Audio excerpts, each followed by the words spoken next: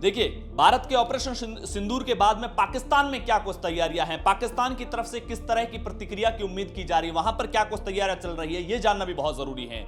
रात में जब से भारत की तरफ से मिसाइलें दागी गई पाकिस्तान के अलग अलग ठिकानों पर, जहां तक अब तक जो सोर्सेज के हवाले से जानकारी आ रही है, जो तस्वीरें सामने आ रही हैं, 90 से ज्यादा आतंकियों के मारे जाने की खबर है। और सबसे महत्वपूर्ण यह है कि अकेले बहावलपुर में जिस ठिकाने, जैश ए मोहम्मद के जिस ठिकाने पर हमला हुआ था, वहीं एक ही जगह पर 25 से 30 आतंकियों के मारे जाने की खबर है।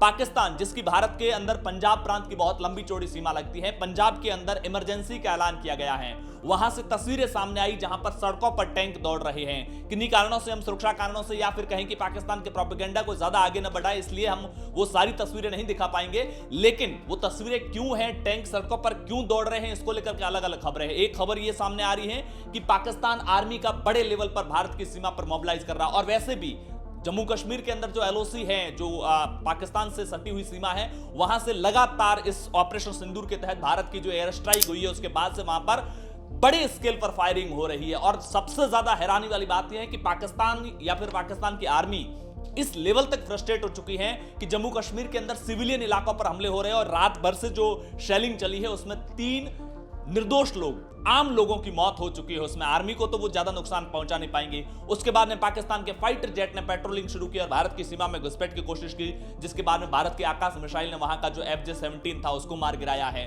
तो पंजाब की जो मुख्यमंत्री हैं मरियम नवाज, उसने ये ऐलान कर दिया है, इमरजेंसी का वहां ऐलान करते हुए तमाम स्कूलें वगैरह, उनकी छुट्टियां को, शिक्षण संस्थानों वगैरह सबकी छुट्टियां रद्द कर दी गई हैं। सरकारी कार्यालय जितने भी हैं, उनकी वापस जो छुट्टियां थी, जो छुट्टियों पर गए हुए थे, उनको छुट्टियां रद्द करके वापस बुला दिया गया है। आर्मी और जो दूसरी तमाम जो सुरक्षा एजेंसियां हैं, उनको हाई अलर्ट पे डाल दिया गया है। स्कूल, कॉलेज, ये तमाम चीजें जो है वो बंद कर दी गई हैं। इसके अलावा पाकिस्तान के अंदर चूंकि अब एक प्रोपेगेंडा वॉर चलेगा, दुनिया के तमाम वो कम्युनिकेशन के नेटवर्क्स को पाकिस्तान खंगालने की कोशिश कर रहा है, क्योंकि पाकिस्तान का जितना भी इंफॉर्मेशन नेटवर्क था उसको इंडिया में ज्यादातर बैन कर दिया है, जो अपना प्रोपेगेंडा चलाता है भारत के अंदर और भारत के लोगों में गलत खबरें फैलाने की कोशिश कर रहा है। ऐसे में पाकिस्तान दुनिया के दूसरे अन्य इंटरनेशनल प्लेटफॉर्म, मीडिया संस्थानों को कांटेक्ट करने की कोशिश कर रहा है, ताकि वो भारत के भीतर, भारत के लोगों में अपनी इज्जत को बचाए रखने के लिए अलग अलग तरह की प्रोपेगेंडा खबरें फैलाए। और मेरी भी दर्शकों से अपील है कि किसी भी तरह की वीडियो, किसी भी तरह की ऐसी कोई भी खबर जो भारत के आधिकारिक सोर्सेज के हवाले से नहीं आई हो,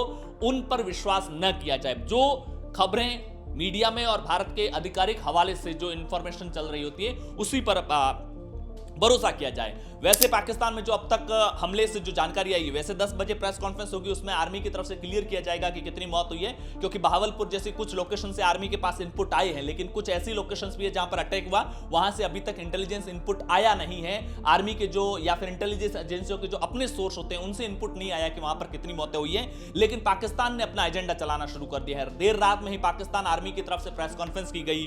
DGISPR, जो पाकिस्तान मिलिट्री का जो सूचना प्रसारण का काम का मंत्रालय के तौर पर काम करते हैं, PR के तौर पर काम करते हैं, उन्होंने प्रेस कॉन्फ्रेंस की और कहा कि 6 लोकेशन पर 24 मिसाइल हमले किए गए और इसमें सिर्फ 8 लोगों की मौत हुई है, 35 घायल हुए हैं।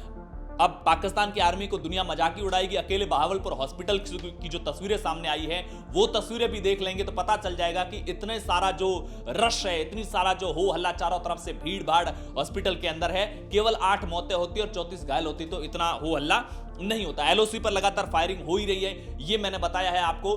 पाकिस्तान की तरफ से ये उम्मीद की जा रही है कि आज शाम तक पाकिस्तान अपनी इज्जत बचाए रखने के लिए एक न एक एयर स्ट्राइक की कोशिश करेगा। हालांकि पाकिस्तान से लगती हुई पूरी सीमा पर भारत की तरफ से अपने एयर डिफेंस सिस्टम को पूरी तरह से एक्टिवेट कर दिया गया है। रात में जो उनके फाइटर जेट ने गुस्ताखी की थी, उनको सबक सिखा दिया गया है। पाकिस्तान की तरफ से अब शाम तक ऐसी उम्मीद की जा रही है, क्योंकि पाकिस्तान को अंतर्राष्ट्रीय बिरादरी में और अपनी जनता के सामने अपनी नाक भी बचाए रखनी है।